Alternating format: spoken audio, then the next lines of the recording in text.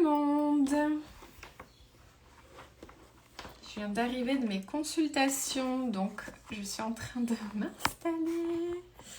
Je vais brancher le téléphone pour pas qu'on soit coupé en plein au milieu. Hop. Hello Perrine, hello Stéphanie. Et arrête. Le chat qui s'y met. Oui. Alors, coucou Stéphanie. Alors, donc on est là ce soir pour parler du microbiote et du coup du lien avec la perte de poids. Voilà, je vais vous expliquer plein de petites choses, justement pour me permettre de comprendre un petit peu comment ça fonctionne. Donc je vais vous décrypter un petit peu le rôle du microbiote, notamment dans la digestion.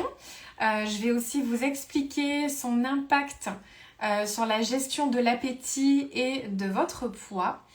Et évidemment, je vous expliquerai aussi le lien avec l'inflammation générale, le côté santé. Et je vous donnerai évidemment mes solutions. Voilà, hello Elodie. Alors du coup, déjà, c'est quoi le microbiote? C'est quand même important de savoir de quoi on parle.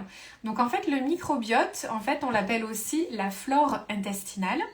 Et ce sont en fait toutes les bactéries qui se trouvent dans nos intestins et qui vont nous permettre de digérer, mais aussi c'est le siège de notre immunité.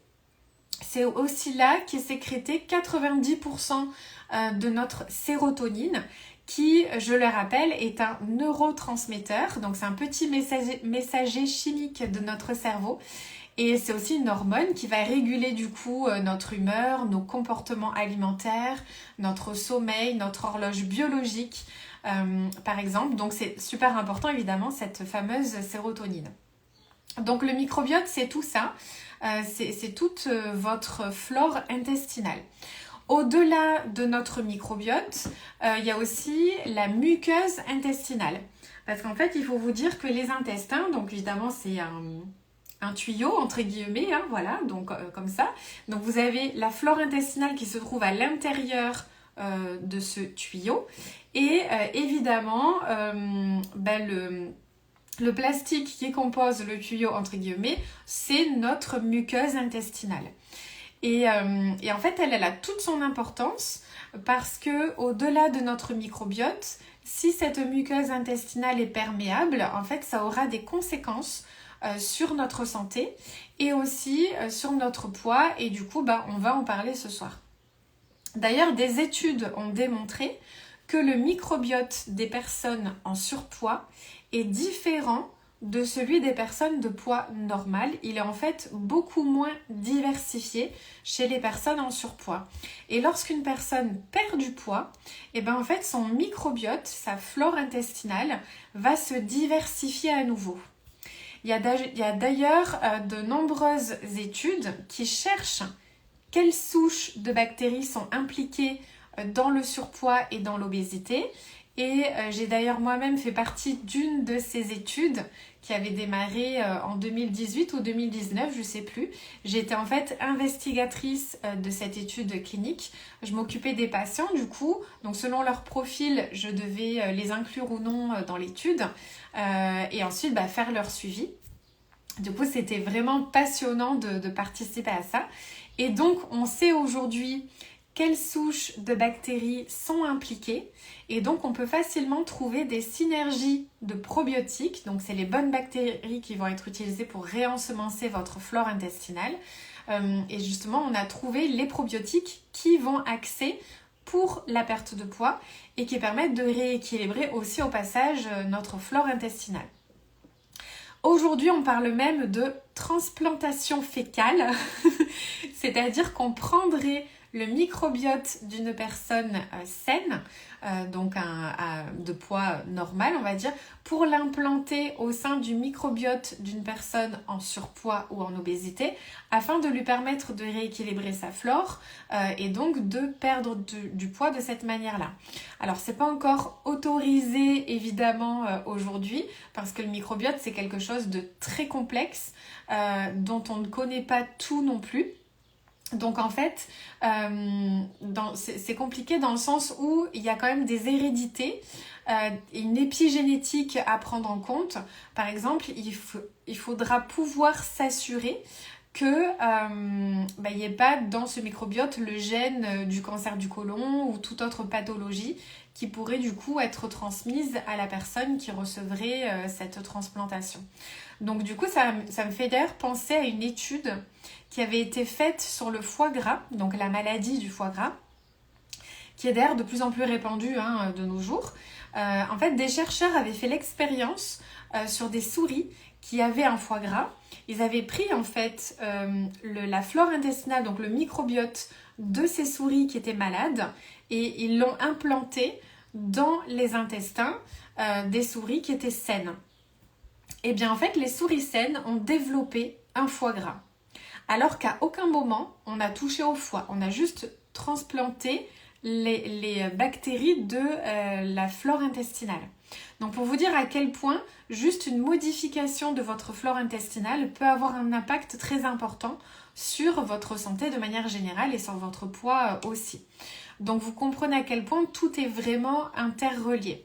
Parce qu'en fait, une flore intestinale déséquilibrée, ça peut vous provoquer certes des troubles digestifs, c'est vraiment ce à quoi on va penser en premier, mais aussi ça peut provoquer des problèmes métaboliques comme une prise de poids, une résistance à la perte de poids, c'est-à-dire vous avez beau faire tous les efforts du monde, il n'y a pas de résultat et ça vient du coup de votre flore intestinale qui est déséquilibrée.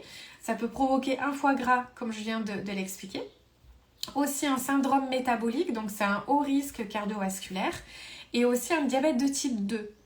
Donc rééquilibrer sa flore intestinale, vous l'avez compris, c'est super important, mais c'est inutile si on a une perméabilité intestinale à côté. C'est-à-dire qu'il faut comprendre que quand notre flore intestinale, notre microbiote est déséquilibré, c'est-à-dire qu'il y a des souches de bactéries qui vont proliférer et d'autres qui vont s'appauvrir, du coup ça crée un déséquilibre. Certaines souches de bactéries qui vont proliférer vont en fait commencer à grignoter le mucus qui protège la muqueuse intestinale. Une fois ce mucus attaqué, en fait les bactéries vont arriver au niveau de la muqueuse et vont commencer aussi à l'attaquer. Donc on se retrouve à ce moment-là avec ce qu'on appelle un intestin qui fuit, un intestin poreux qui va laisser passer des éléments pathogènes dans le sang. Normalement, ces éléments pathogènes, ils sont envoyés dans le côlon pour être éliminés.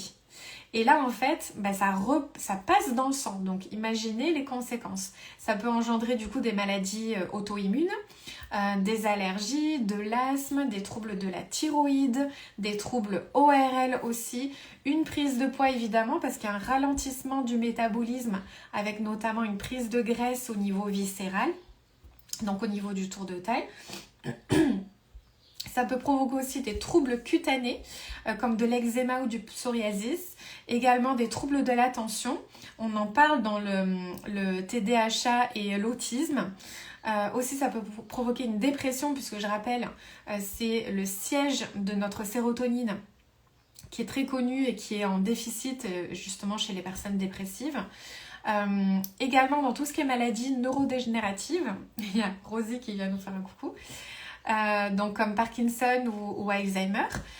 Aussi, ça peut provoquer des troubles articulaires. On pense souvent qu'une muqueuse perméable, ça provoque des troubles digestifs, etc. Mais on ne pense pas forcément à tout ce qui est articulaire et tout ce qui est au niveau ORL, la peau, etc. Tout est interrelié, ne l'oubliez pas.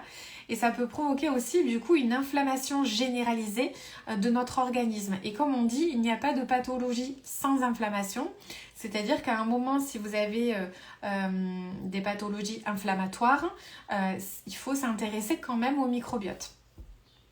Donc pour revenir au niveau du poids, en fait, une inflammation de notre organisme, ça va aussi induire à terme une résistance à l'insuline et à la leptine.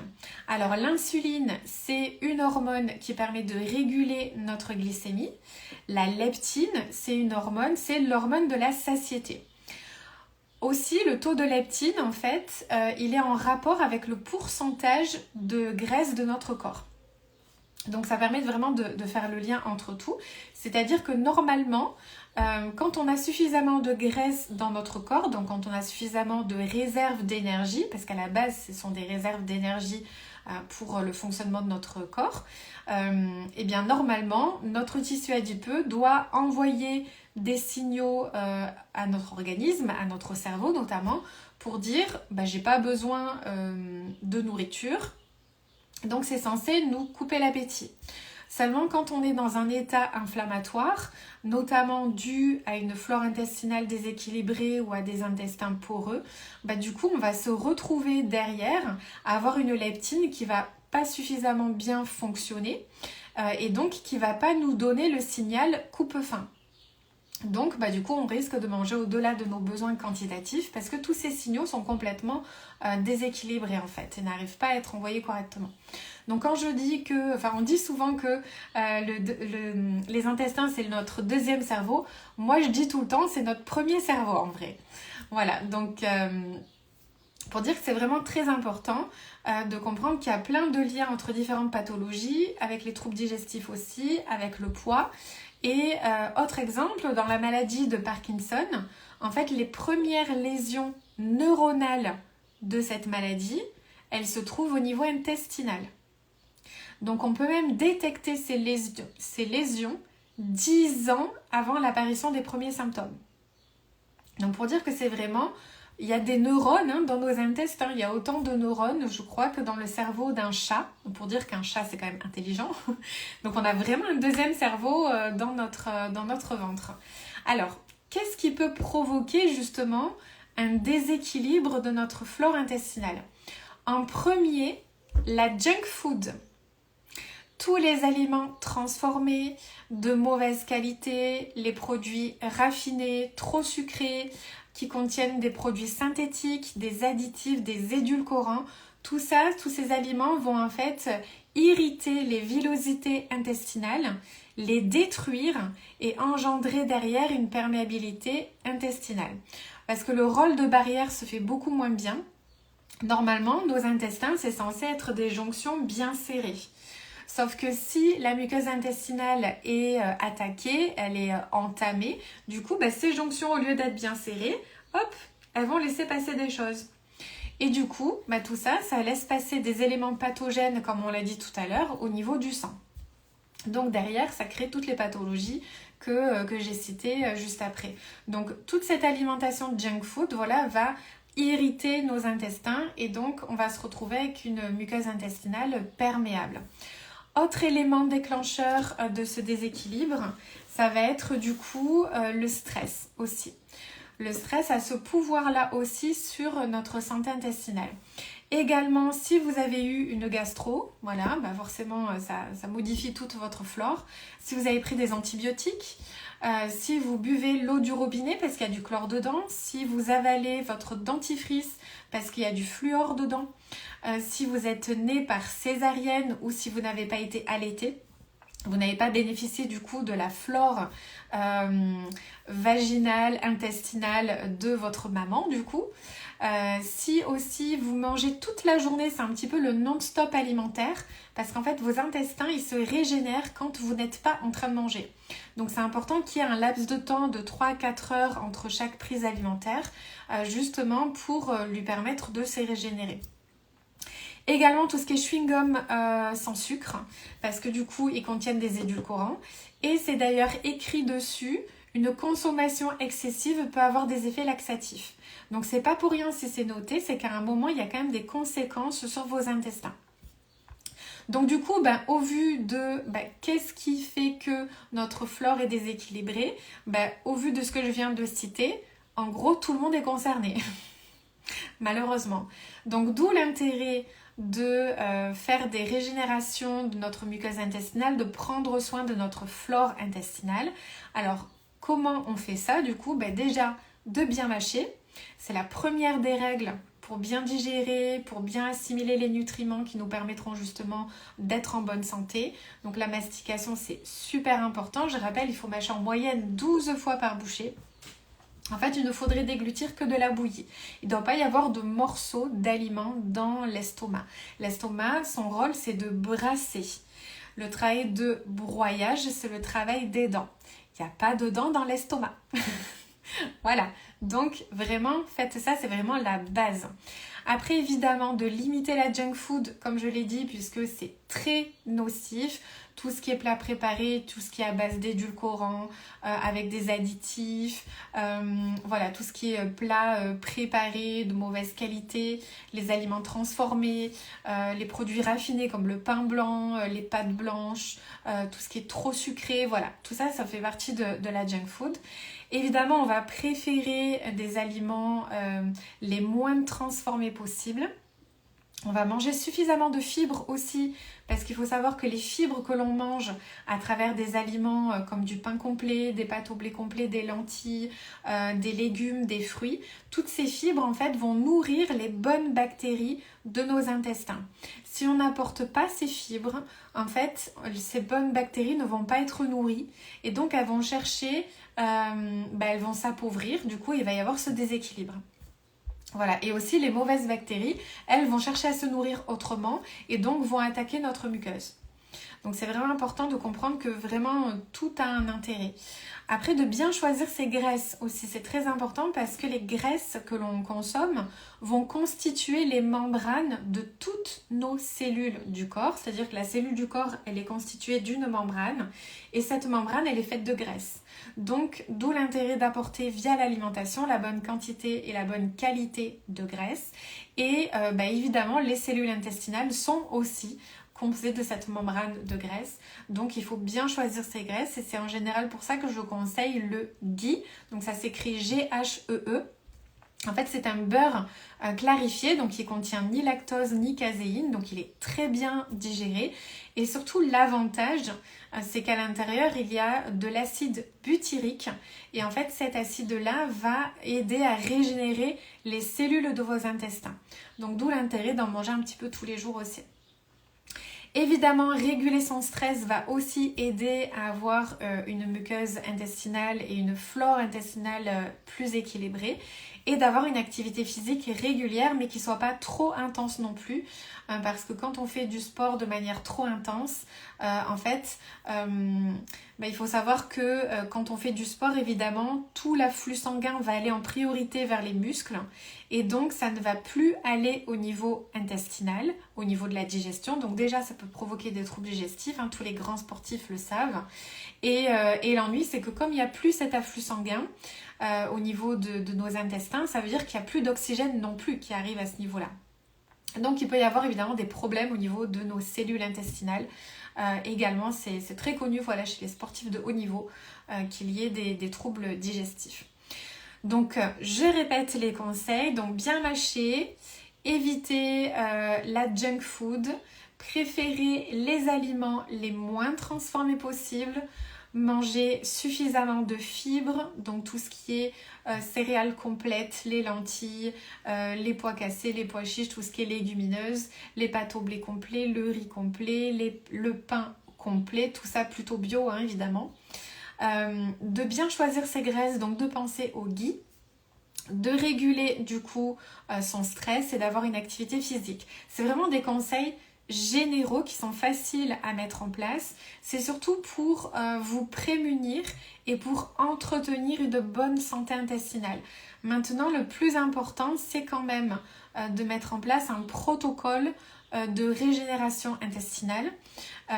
Et c'est du coup ce que je fais auprès de mes patientes, que ce soit en rendez-vous en individuel ou là dans mon programme diète qui est un accompagnement de groupe sur 6 mois.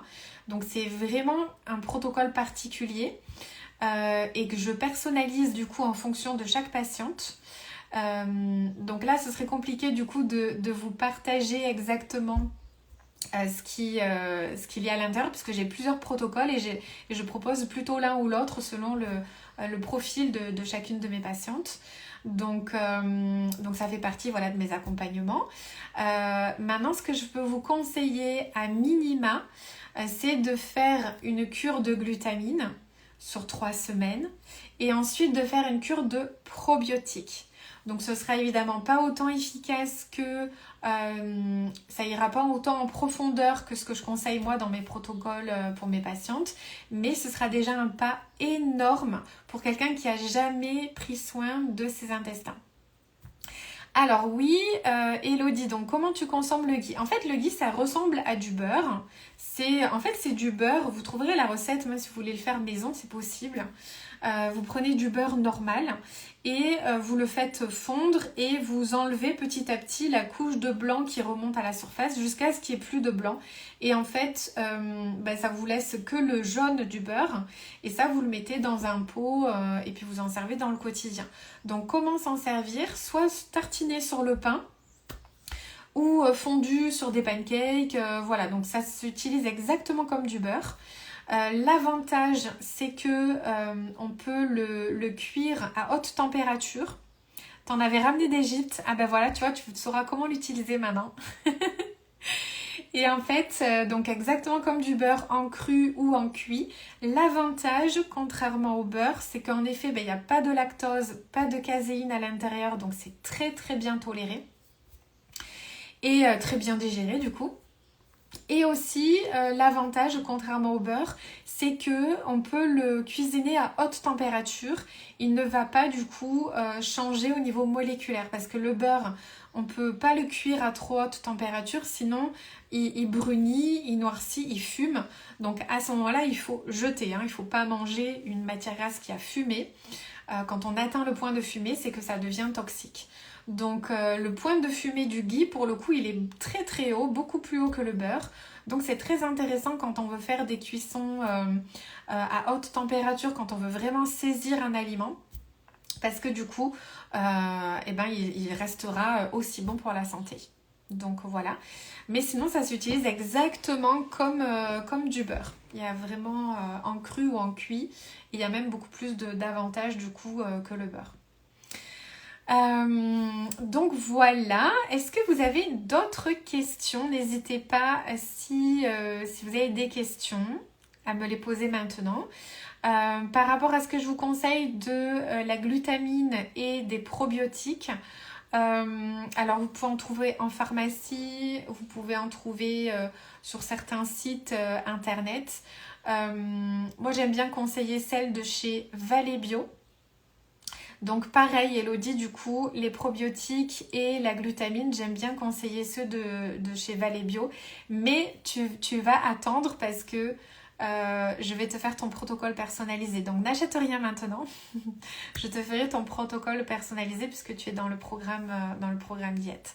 Donc je t'expliquerai tout en détail. Tu vas recevoir bientôt un mail, je crois début de semaine prochaine, j'ai programmé pour toutes les patientes du programme où il y aura un petit sondage, un petit questionnaire santé. Et ce questionnaire pourra me permettre de faire pour chacune votre propre protocole personnalisé. Et donc, je te donnerai toutes les infos à ce moment-là. Et puis, de toute façon, il y aura les lives d'accompagnement aussi et le groupe Facebook pour que je puisse répondre à toutes les questions sur ce sujet aussi. Donc sinon, pour ceux qui ne font pas partie de mes patients, j'aime bien conseiller la glutamine et les probiotiques de chez Valley Bio parce qu'ils ont de super produits de qualité. Perrine, oui, toi aussi. Donc, toi, tu as déjà rempli le sondage. Donc du coup voilà, Valley Bio, ça vient du sud de la France, donc j'aime bien parce que moi je suis de Nîmes, je crois qu'ils sont de Marseille, en tout cas pas loin de Marseille. Donc j'aime bien conseiller leur labo. Donc la glutamine et les probiotiques, du coup vous pouvez les trouver. Et sur leur site, j'ai un code d'ailleurs, j'ai un code promo de moins de 10%. Alors je crois que c'est Céline Faustin Diète 10. Le code, au cas où je vous le mettrai dans la description du replay. Mais vous avez 10% sur tout leur site et ils font aussi le collagène qui est super bien. D'ailleurs, ils ont sorti là de nouvelles saveurs. Voilà, petit aparté. Mais voilà, sachez que si vous faites partie soit de mon programme Équilibre, qui est mon programme en one-to-one, donc en individuel, pour l'instant c'est complet, mais je pense réouvrir des places à la rentrée, donc septembre-octobre. où il y a le programme diète, là, qui est un accompagnement qui commence la semaine prochaine, on commence. Et donc c'est un programme en groupe. Là, il reste 3 places encore actuellement. Vous pouvez vous inscrire jusqu'à la fin de la semaine. Donc le lien est dans ma bio du coup pour avoir tous les renseignements sur ce programme. Donc c'est le programme diète. Et donc vous aurez votre petit protocole personnalisé, vous aurez toutes les vidéos avec les conseils nutrition, il y a une 50aine de vidéos. Je vous suis pendant 6 mois pour atteindre vos objectifs. Il y a le groupe Facebook dans lequel vous pouvez poser toutes vos questions. Et puis voilà, il y a les accompagnements de groupe tous les 15 jours en direct, en live du coup. Voilà. Donc 6 questions, n'hésitez pas, même les personnes qui regardent le replay, n'hésitez pas à poser vos questions sous la vidéo, comme ça je pourrai vous répondre dès que vous posez la question. Et je vois pas d'autres questions pour l'instant. Voilà, donc si c'est ok pour vous, je vais pouvoir terminer ce live. Le prochain live, ce sera le 10 juin, parce que vous savez c'est un lundi sur 2. Donc le 10 juin, et je ne serai pas seule, je serai avec Alison qui est sophrologue et praticienne en EFT. Et du coup dans ce live, on vous expliquera un petit peu comment vous libérer de vos kilos émotionnels grâce à la sophrologie et à l'EFT du coup qui est la spécialité d'Alison. Et donc on vous expliquera comment la nutrition peut influencer du coup vos émotions et votre bien-être mental. Aussi comment la sophrologie et l'EFT peuvent vous aider à vous libérer justement de vos kilos émotionnels. Et comment se passe une séance de sophrologie et d'EFT pour vous aider justement dans ce sens. Donc ce sera le 10 juin à 18h. Voilà, là aujourd'hui il y a un petit décalage parce que j'avais mes consultations qui finissaient plus tard. Mais le 10 juin à 18h, mais je vous en reparlerai d'ici là de toute façon. Voilà, très bonne soirée à vous, à bientôt et si question, n'hésitez pas.